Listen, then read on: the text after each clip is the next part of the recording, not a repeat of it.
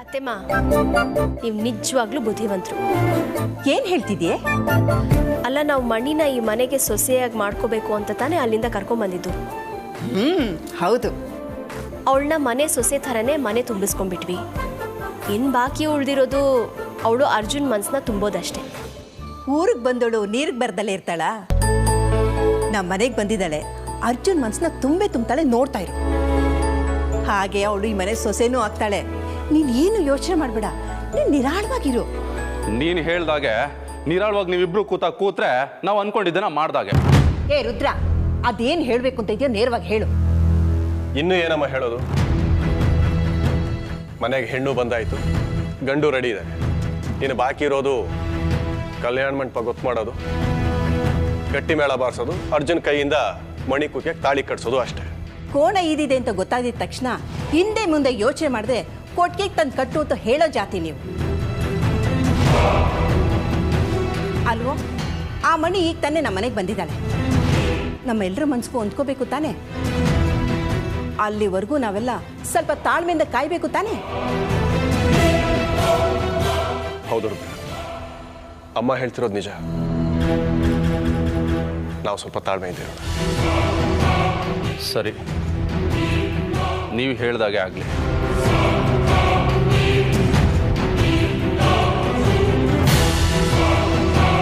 ಬನ್ನಿ.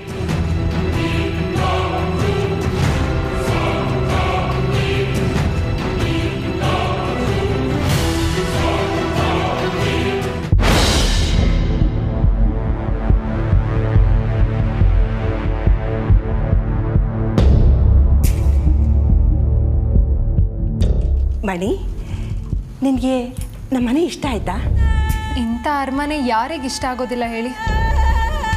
ಮನೇನೂ ಇಷ್ಟ ಆಯಿತು, ಮನೇಲಿರೋರು ಇಷ್ಟ ಆದರು. ಅಯ್ಯೋ ನನ್ನ ಬಂಗಾರ, ಒಳ್ಳೆ ಅಡುಗೆ ಈ ಥರ ಮಾತಾಡ್ತೀಯ. ನಿನಗೆ ನಮ್ಮ ಮನೆಯವ್ರನ್ನ ಪರಿಚಯ ಮಾಡಿಕೊಡ್ತೀನಿ. ವಿಷ್ಣು ನನ್ನ ದೊಡ್ಡ ಮಗ, ಹೇಮ ವಿಷ್ಣು ಹೆಂಡತಿ, ನನ್ನ ಸೊಸೆ ಕರ್ಣ ಈ ಮನೆ ದೊಡ್ಡ ಮಗ, ಚಿತ್ರ ಅವನ ಹೆಂಡತಿ, ಅಲ್ಲಿದ್ದಾನಲ್ಲ ಅವನು ರುದ್ರ, ನನ್ನ ಎರಡನೇ ಮಗ. ನಿಮ್ಮ ಮನೇಲಿರೋದು ಇಷ್ಟೇನಾ? ಇಲ್ಲ, ನನ್ನ ಚಿಕ್ಕ ಮಗ ಇದ್ದಾನೆ, ಅರ್ಜುನ್ ಅಂತ ಅವನ ಹೆಸರು. ಮತ್ತೆ ಅವರಲ್ಲಿ ಬರಲೇ ಇಲ್ಲ? ಅವರಿಲ್ವಾ ಮನೇಲಿ? ಇಲ್ಲ ಇಲ್ಲ, ಮನೇಲೇ ಇದ್ದಾನೆ, ರೂಮಲ್ಲಿ ಇದ್ದಾನೆ ಅನ್ಸುತ್ತೆ. ಅರ್ಜುನ್, ಹಾ ಬಾ. ಏನ್ ಮಾಡ್ತಾ ಇದೀಯ ರೂಮಲ್ಲಿ? ಇಲ್ಲಿ ಸ್ವಲ್ಪ ಬಾ. ಬನ್ನಿ ಬಾ.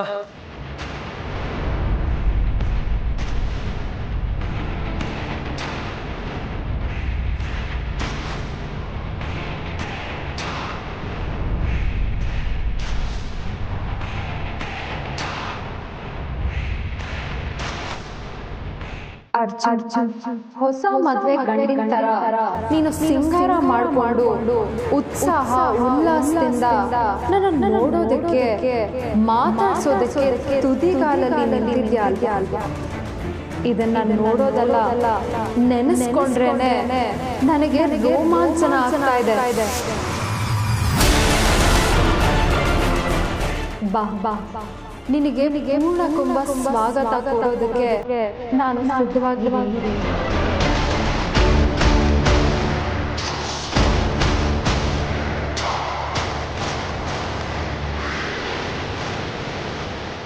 ಎಸ್,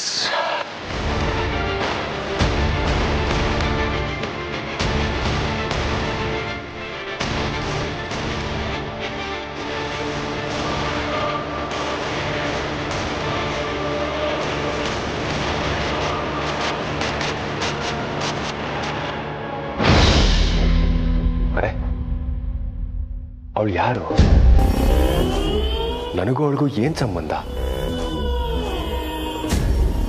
ಅವಳನ್ನು ನೋಡೋದಕ್ಕೆ ನಾನು ಯಾಕೆ ಇಷ್ಟು ಆತುರವಾಗಿ ಓಡ್ತಾ ಇದ್ದೀನಿ? ಕರೆದ ತಕ್ಷಣ ಅವಳು ಮುಂದೆ ಹೋಗಿ ನಿಂತರೆ ಅವಳು ನನ್ನ ಬಗ್ಗೆ ಏನು ಅನ್ಕೊಳ್ಳಲ್ಲ. ಛೇ, ಬೇಡ. ಅರ್ಜುನ್, ಬೇಗ ಬಾ. ಅಮ್ಮ ನಾನು ಬರೋದಕ್ಕಾಗಲ್ಲ, ಸ್ವಲ್ಪ ಕೆಲಸ ಇದೆ ಅಮ್ಮ.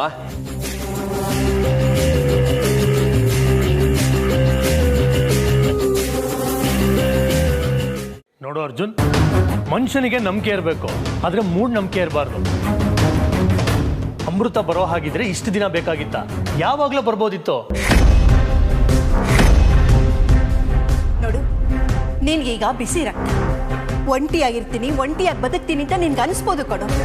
ಆದರೆ ನಾಳೆ ನಿನ್ಗೆ ವಯಸ್ಸಾದ್ಮೇಲೆ ಅದೇ ಒಂಟಿತನ ನಿನ್ನ ಕಾಡುತ್ತೆ. ಆಗ ನೀನು ಎಷ್ಟೇ ಹತ್ರು, ಎಷ್ಟೇ ಪಶ್ಚಾತ್ತಾಪ ಪಟ್ಟರು ಏನು ಪ್ರಯೋಜನ ಇಲ್ಲ ಕಣೋ. ನೀವು ಯಾರು ಏನೇ ಹೇಳಿದ್ರು ನಾನು ನಿಮ್ಮ ಮಾತನ್ನ ಒಪ್ಪೋದಿಲ್ಲ. ಮದುವೆ ಆಗೋದಿಲ್ಲ. ಅಲ್ವೋ ಅರ್ಜುನ್, ನೀನು ಆ ಹುಡುಗಿನ ಒಂದು ಸಲ ನೋಡಿ ಆಮೇಲೆ ತೀರ್ಮಾನ ತಗೋಬಹುದಲ್ವಾ? ಮದುವೆನೇ ಆಗೋದಿಲ್ಲ ಅಂದಮೇಲೆ ಅವಳನ್ನ ನೋಡಿ ಏನು ಪ್ರಯೋಜನ?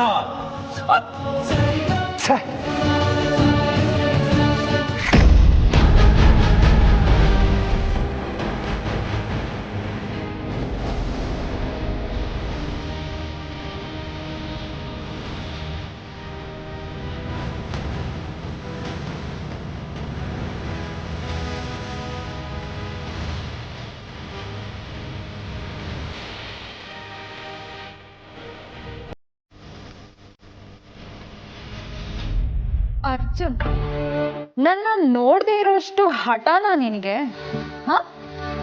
ಹಠವಾದಿ ವಿಶ್ವಾಮಿತ್ರನೇ ಹೆಣ್ಣಿಗೆ ಸೋತು ಶರಣಾದ. ಇನ್ನು ನೀನ್ ಯಾವ ಲೆಕ್ಕ?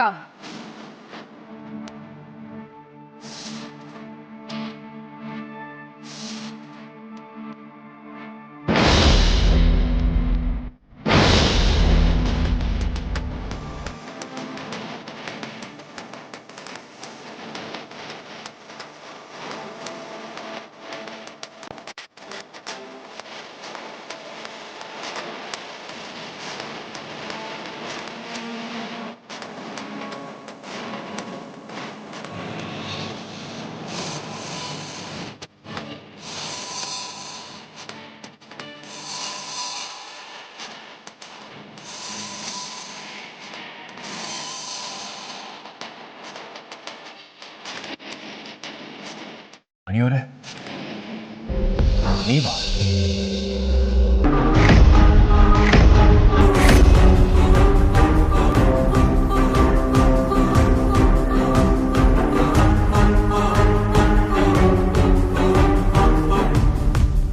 ನೋಡಿದ್ಯಾ, ನನ್ನ ಒಂದೇ ಒಂದು ನೋಟ ನಿನ್ನ ಒಳಗಡೆ ಇರೋ ಅಮೃತನ್ನ ಹೇಗೆ ಮರೆ ಮಾಡಿಬಿಡ್ತು.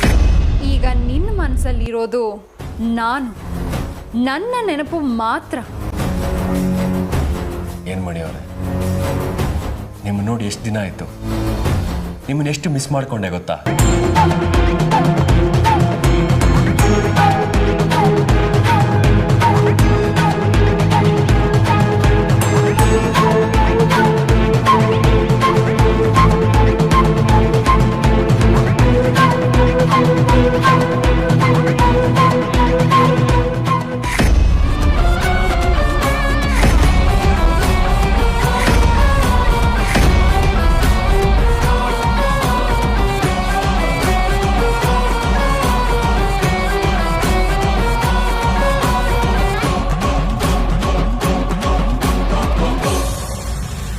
ಅರ್ಜುನ್, ಇಷ್ಟು ಸಾಕು ನಿನ್ನ ನಾನು ನನ್ನ ಗುಲಾಮನಾಗಿ ಮಾಡ್ಕೊಳ್ಳೋದಕ್ಕೆ.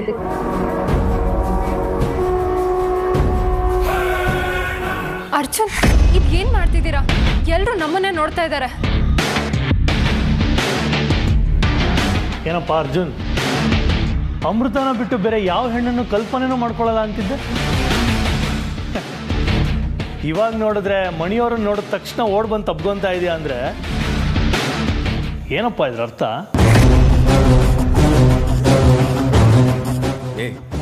ನೀನು ಇದಕ್ಕೆಲ್ಲ ಬೇರೆ ಏನೋ ಕಲ್ಪನೆ ಮಾಡ್ಕೊಳ್ಳೋದಕ್ಕೆ ಹೋಗ್ಬೇಡ. ಮಣಿಯವ್ರು ನನಗೆ ಮೊದಲೇ ಗೊತ್ತಿತ್ತು. ಮೊದಲೇ ಗೊತ್ತಾ? ಎಲ್ಲಿ?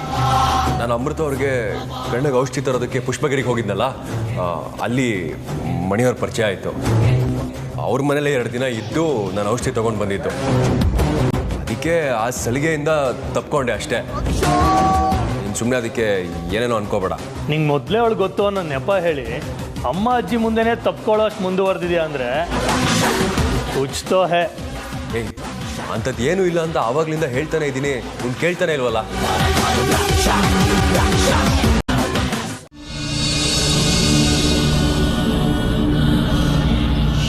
ನೀನೇನು ಯೋಚನೆ ಮಾಡೋಕ್ಕೆ ಹೋಗಬೇಡ ಅಮೃತ. ಆದಷ್ಟು ಬೇಗ ನಿನ್ನ ಕಷ್ಟ ಎಲ್ಲ ಕಳೆದು ನೀನು ಅರ್ಜುನ್ ನಿನಗೆ ಸಿಗ್ತಾರೆ. ಹಾಗಾಗಲಿ ಅನ್ನೋದೇ ನನ್ನ ಆಸೆ ಕೂಡ. ಅದು ಸರಿ, ಇದಕ್ಕಿದ್ದಾಗೆ ಯಾಕೆ ಈ ಮಾತು ಹೇಳ್ತಾ ಇದ್ದೀರಾ? ನಿಮ್ಮಿಬ್ಬರನ್ನೂ ಒಂದು ಮಾಡೋದಕ್ಕಂತಾನೆ ನಮ್ಮ ಯಜಮಾನ್ರು ಅರ್ಜುನ್ ಅವ್ರನ್ನ ಹುಡ್ಕೊಂಡು ನಿಮ್ಮ ಮನೆ ಹತ್ರಕ್ಕೆ ಹೋಗಿದ್ದಾರೆ.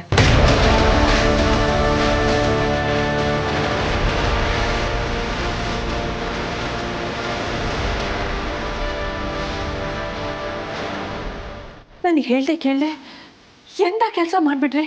ಯಾಕೇನಾಯಿತು? ನಮ್ಮ ಮಾವಂದರು ಎಷ್ಟು ಕ್ರೂರಿಗಳು ಅಂತ ನಿಮಗೆ ಗೊತ್ತಿಲ್ಲ. ಅವರು ತಾವು ಬದುಕೋದಕ್ಕೋಸ್ಕರ ಬೇರೆಯವ್ರನ್ನ ಕೊಲ್ಲೋದಕ್ಕೂ ಹಿಂದೆ ಮುಂದೆ ನೋಡೋದಿಲ್ಲ. ಅಕಸ್ಮಾತ್ ಅವ್ರೇನಾದರೂ ಅವ್ರ ಕೈಗೆ ಸಿಕ್ಕಿದ್ರೆ ಅವ್ರನ್ನ ಮತ್ತೆ ಸುಮ್ಮನೆ ಬಿಡೋದಿಲ್ಲ. ನೀವು ಹೇಳ್ತಾ ಇರೋದನ್ನು ಕೇಳಿದ್ರೆ ನನ್ನ ಎದೆನೇ ನಿಂತೋಗೋ ಥರ ಇದೆ. ಈಗೇನು ಮಾಡೋದು? ನೀವು ಸಮಾಧಾನವಾಗಿರಿ, ನಾನೀಗ ಬಂದೆ.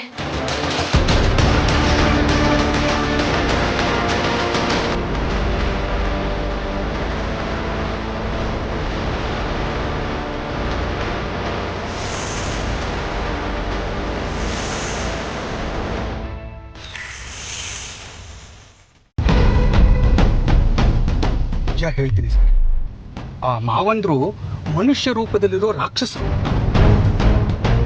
ಅವರಲ್ಲಿ ಮಾನವೀಯತೆ ಅನ್ನೋದೇ ಸತ್ತು ಹೋಗ್ಬಿಟ್ಟಿದೆ, ಮನುಷ್ಯತ್ವನೇ ಇಲ್ಲ. ಇಂಥವ್ರಿಗೆ ಈ ಭೂಮಿ ಮೇಲೆ ಬದುಕೋ ಹಕ್ಕಾಗ್ಲಿ ಅಧಿಕಾರ ಆಗಲಿ ಖಂಡಿತ ಇಲ್ಲ ಸರ್.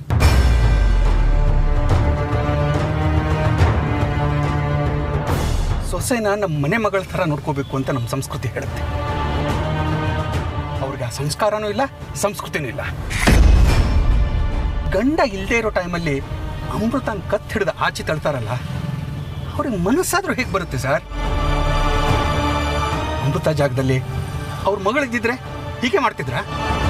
ನನಗೆ ಬರ್ತಿರೋ ಕೋಪದಲ್ಲಿ ಅವರಿಬ್ಬರಿಗೂ ಎಡಗಾಲಲ್ಲಿ ಎದೆಗೆ ಒದಿಬೇಕು ಅನಿಸ್ತಾ ಇದೆ ಸರ್.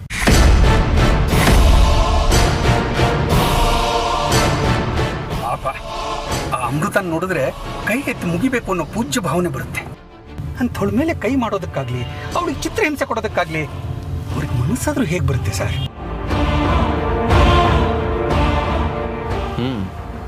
ನಿಮ್ಮ ಎಲ್ಲ ಪ್ರಶ್ನೆಗಳಿಗೂ ಒಟ್ಟಿಗೆ ಉತ್ತರ ಸಿಗುತ್ತೆ. ಇಲ್ಲ ಸರ್, ನೀವು ಏನು ಹೇಳ್ತಿದ್ದೀರಾ? ಎಲ್ಲಿ ಕರ್ಕೊಂಡು ಹೋಗ್ತಿದ್ದೀರಾ? ಬನ್ನಿ ಸರ್, ಹೇಳ್ತೀವಿ. ನೀವು ಆಡ್ತಾ ಇರೋ ಮಾತಿಗೂ ಕರ್ಕೊಂಡು ಹೋಗ್ತಾ ಇರೋ ರೀತಿಗೂ ಒಂದಕ್ಕೊಂದು ಸಂಬಂಧನೇ ಇಲ್ಲ ಅನ್ನಿಸ್ತಾ ಇದೆ. ಅದೇನಂತ ಸರಿಯಾಗಿ ಹೇಳಿ ದಯವಿಟ್ಟು. ಇಷ್ಟಕ್ಕೂ ನೀವು ಯಾರು? ಅವ್ರಿಗೆ ಮನುಷ್ಯತ್ವ ಇದೆಯಾ, ಮಾನವೀಯತೆ ಇದೆಯಾ? ಅವರು ಮನುಷ್ಯರಲ್ಲ ರಾಕ್ಷಸರು ಅಂತ ಇಷ್ಟೊತ್ತು ಗುಣಗಾನ ಮಾಡ್ತಿದ್ದಲ್ಲ. ಅಂದ್ರೆ ನಾನು ಅಮೃತನ ದೊಡ್ಡ ಮಾವ ವಿಷ್ಣು, ಅವನು ಅಮೃತನ ಚಿಕ್ಕ ಮಾವ ರುದ್ರ.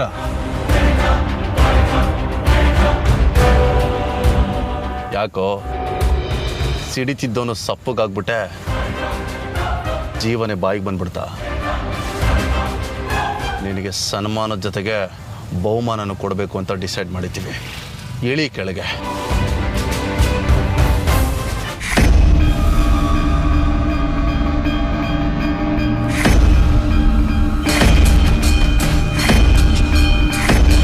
ಅಂತರಂಗದ ಆಕಾಶದಲ್ಲಿ ಕರಿಮೋಡಗಳ ಛಾಯೆ, ಆಡಿದರೂ ಮಾಡಿದರೂ ಅನುಭವಿಸಲೇಬೇಕು.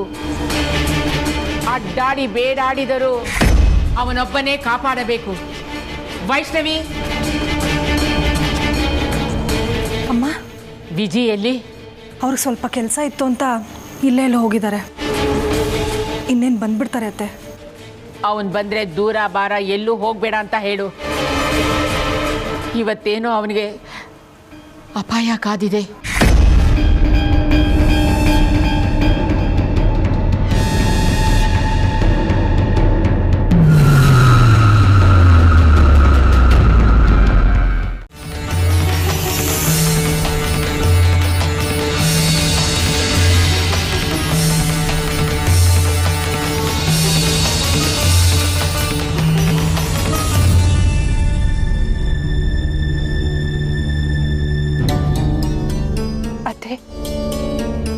ಹೇಗಿದ್ದೀರಾ?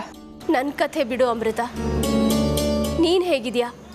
ನೀರಿನಿಂದ ಹೊರಗಡೆ ಬಿದ್ದಿರೋ ಮೀನು ಹೇಗೆ ಒದ್ದಾಡ್ತಾ ಇರುತ್ತೋ ಹಾಗೆ ನಿಮ್ಮನ್ನು ಅರ್ಚನವ್ರನ್ನ ಬಿಟ್ಟಿರೋದಕ್ಕಾಗದೆ ಕ್ಷಣ ಕ್ಷಣಕ್ಕೂ ವಿಲವಿಲ ಅಂತ ಒದ್ದಾಡ್ತಾ ಇದ್ದೀನಿ ಅತ್ತೆ. ಇದನ್ನ ವಿಧಿ ಅನ್ಬೇಕು, ಕುತಂತ್ರ ಅನ್ಬೇಕು, ಒಂದು ಗೊತ್ತಾಗ್ತಾ ಇಲ್ಲ ಅಮ್ಮ. ಆದ್ರೆ ನಿನಗೋಸ್ಕರ ಅರ್ಜುನ್ ಎಲ್ಲೆಲ್ಲೋ ಹುಡುಕಾಡ್ದ, ಎಷ್ಟೆಷ್ಟು ಕಷ್ಟಪಟ್ಟ ಅಂತ ನಿನಗೆ ಗೊತ್ತು. ನೀನು ಸಿಗ್ಲಿಲ್ಲ ಅನ್ನೋ ನಿರಾಶೆಲಿ, ಸಿಗೋದೇ ಇಲ್ವೇನೋ ಹತಾಶೆಲಿ ಅವನು ಪ್ರತಿದಿನ ಪ್ರತಿ ಕ್ಷಣ ಕನ್ವರ್ಸ್ತಾ ಚಡ್ಪಡಿಸ್ತಾ ಇದ್ದ. ಈಗ ಸ್ವಲ್ಪ ಸಮಾಧಾನವಾಗಿದ್ದಾನೆ. ಸಮಾಧಾನವಾಗಿದ್ದಾನೆ ಅಂದ್ರೆ ಏನರ್ಥ ಅತ್ತೆ? ನೀನು ಮನೇಲಿ ಇಲ್ದೇ ಇರೋವಾಗ ಏನೇನೋ ಆಗೋಯ್ತು ಅಮೃತ. ಅರ್ಜುನ ಆರೋಗ್ಯದ ಬಗ್ಗೆ ಆತಂಕ ಆಗಿ ಶಾಸ್ತ್ರಿಗಳನ್ನ ಭೇಟಿ ಮಾಡಿದಾಗ ನಿಮ್ಮ ಮಗ ನಿಮ್ಮ ಕೈಗೆ ಸಿಗಬೇಕು ಅಂದರೆ ಅವನಿಗೆ 2ನೇ ಮದುವೆ ಮಾಡಬೇಕು ಅಂತ ಹೇಳಿದ್ರು. ನೋಡು, ನಿನಗೆ ಹೇಗೆ ನಿನ್ನ ಅರ್ಜುನ್ ಮುಖ್ಯನೋ ನನಗೂ ಹಾಗೆ ನನ್ನ ಮಗ ಮುಖ್ಯ ಅಲ್ವಮ್ಮ. ಅದಕ್ಕೆ 2ನೇ ಮದುವೆ ಮಾಡಿಸೋದಕ್ಕೆ ಒಪ್ಕೊಂಡ್ಬಿಟ್ಟೆ. ನೀನಿದ್ದು ಸಹ ನಾನು ಇನ್ನೊಂದು ಮದುವೆ ಮಾಡಿಸೋದಕ್ಕೆ ಒಪ್ಕೊಂಡೆ ಅಂದರೆ ನನಗದು ಯಾವ ಮಂಕ್ ಕವ್ದಿತ್ತೋ, ಯಾವ ಮಾಯೆ ಬಡ್ಕೊಂಡಿತ್ತೋ ನನಗಂತೂ ಗೊತ್ತಿಲ್ಲ. ಅತ್ತೆ, ನೀವು ನನ್ನ ಪಾಲಿನ ದೇವರು ಅಂತ ಅನ್ಕೊಂಡಿದ್ದೆ. ನೀವೇ ನನಗೆ ಅನ್ಯಾಯ ಮಾಡೋದಕ್ಕೆ ನಿಂತ್ರ. ಹೇಳಿದ್ನಲ್ಲಮ್ಮ, ನಂಗದು ಯಾವ ಮಾಯೆ ಬಡ್ಕೊಂಡಿತ್ತು ಅಂತ. ನೋಡು, ಈಗಲೂ ಕಾಲ ಮಿಂಚಿಲ್ಲ. ನಾನು ಮನೇಲಿರೋ ಆ ಹುಡುಗಿನ ಹೊರಗೆ ಕಳಿಸ್ತೀನಿ. ಅರ್ಜುನ್ಗೆ ಹೋಗಿ ಹೇಳ್ತೀನಿ ನೀನು ಅಮೃತ ವಾಪಸ್ ಬಂದಿದ್ದಾಳೆ ಅಂತ. ಮತ್ತೆ ಮನೆ ತುಂಬಿಸ್ಕೋತೀವಿ ನಿನ್ನನ್ನು. ಅತ್ತೆ, ನಾನು ನಿಮ್ಮ ಮನೆ ಒಳಗಡೆ ಬರದೇ ಇದ್ರೂ ಪರವಾಗಿಲ್ಲ. ನನ್ನ ಅರ್ಜುನ್ ಅವ್ರ ಪ್ರೀತಿ ನನಗೆ ಸಿಕ್ಕಿದ್ರೆ ಅಷ್ಟೇ ಸಾಕು. ಎಲ್ಲಾದ್ರೂ ದೂರ ಹೋಗಿ ನಾವು ಬದುಕೋತೀವಿ. ಇಷ್ಟು ಮಾಡಿ ಪುಣ್ಯ ಕಟ್ಕೊಳ್ಳಿ ಅತ್ತೆ. ಸರಿ, ಬಂದೇ ಇರು.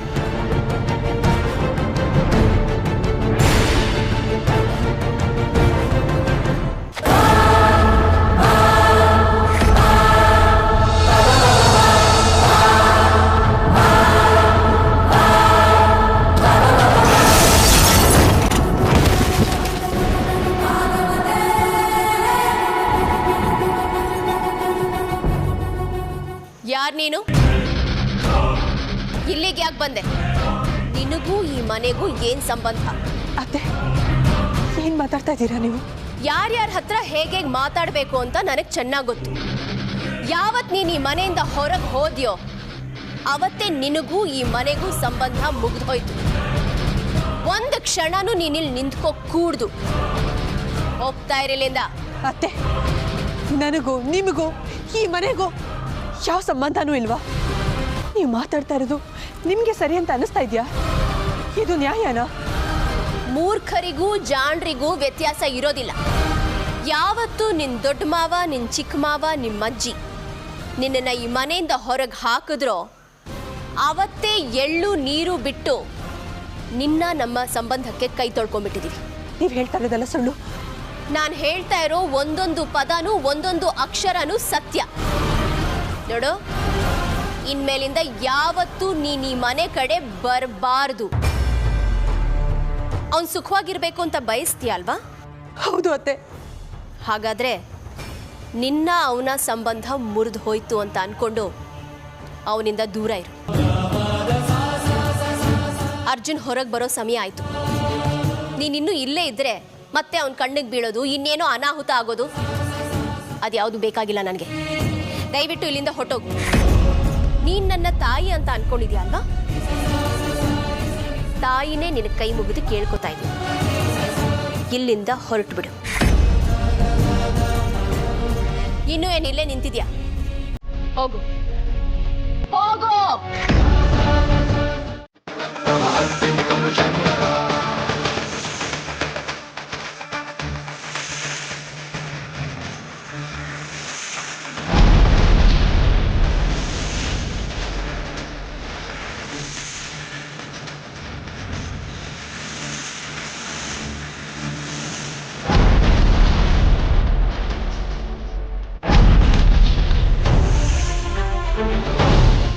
ನಾನು ನಾಗನ ರೂಪ ಮನದಲ್ಲಿ 108 ತಾಪ ನರಳಿ ಹೊರಳಿ ಹರಿದಾಡಿದರೂ ಹೊರಳಾಡಿದರೂ ದೂರವಾಗುವ ದಾರಿ ಕಾಣುತ್ತಿಲ್ಲ. ಮಾರ್ಗ ಒಂದೇ ಬಂಧನ, ಅದರ ದಿಗ್ಬಂಧನ. ಕುಮಾರ, ಕುಮಾರ!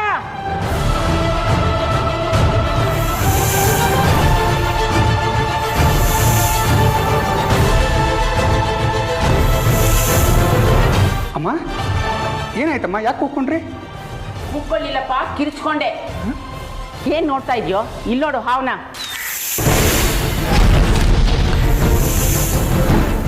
ಹಾವು ನಮ್ಮ ಮನೆಯೊಳಗೆ ಹೇಗೆ ಬಂತಮ್ಮ? ಯಾಕೆ ಬಂತು, ಹೇಗೆ ಬಂತು ಅನ್ನೋ ಮಾತೆಲ್ಲ ಬೇಡ. ಮೊದಲು ಹೋಗಿ ಹಾವಾಡಿಗನ್ನ ಕರ್ಕೊಂಡು ಬಾ, ಕುತ್ತಕ್ಕೆ ತೊಗೊಂಡೋಗಿ ಬಿಡ್ಲಿ. ಸರಿ ಅಮ್ಮ.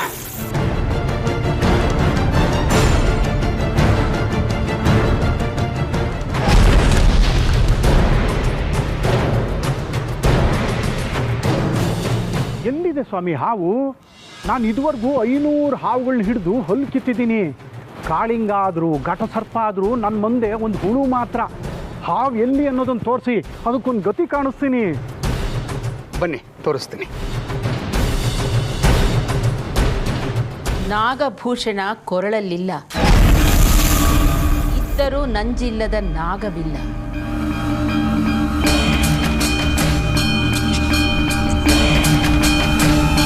ಹಾಲೆರೆದರೂ ಹಾಲಾಹಲ ಒಂದೇ ಕೊಡುಗೆ. ನಂಬಿಕೆ ನಾಗನ ಮೇಲಲ್ಲ,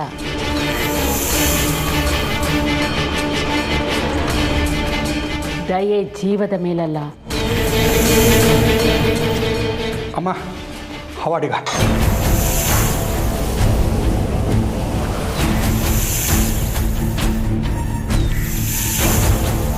ಇದು ಸಾಮಾನ್ಯವಾದ ಹಾವಲ್ಲ. ಇದನ್ನು ಹಿಡಿಯಲಿಕ್ಕೆ ಮಂತ್ರಗಳ ಮೊರೆ ಹೋಗಬೇಕಾಗುತ್ತೆ.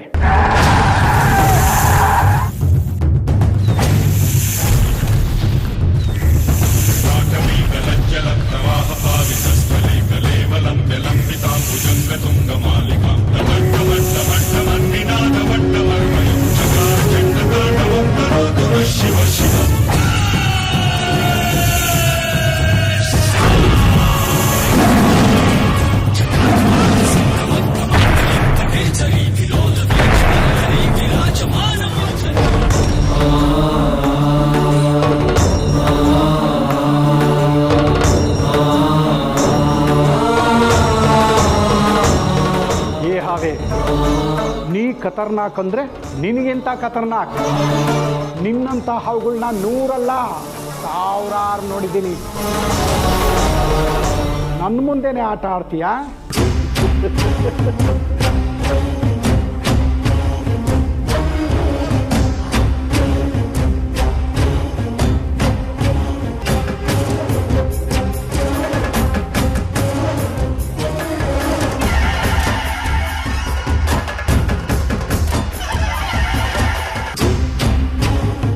ನನ್ನ ಕೆಲಸ ಆಯಿತು ತಾಯಿ.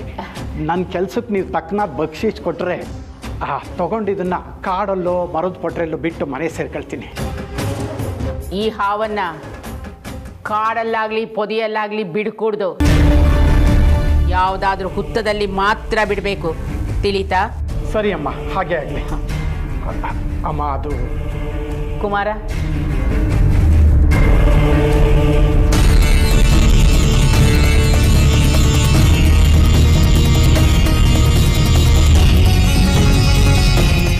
ಹಾವನ್ನ ಹುತ್ತದಲ್ಲಿ ಬಿಟ್ಟು ಅದು ಹೊರಗಡೆ ಬರದೇ ಇರೋ ಹಾಗೆ ಈ ಮಂತ್ರಾಕ್ಷತೆನ ಹುತ್ತದ ಸುತ್ತ ಹಾಕಬೇಕು. ತಗೋ. ಸರಿ ಅಮ್ಮ.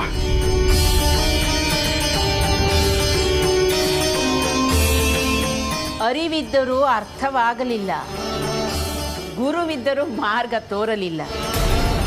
ದಾರಿ ತಪ್ಪಿ ಬಂದವಗೆ ಬಂಧನವೆಂಬ ಚುಂಬನ. ನಿನಗೆ ಶಾಶ್ವತ ಒಂದೇ ಮಂತ್ರಾಕ್ಷತೆಯ ದಿಗ್ಬಂಧನ.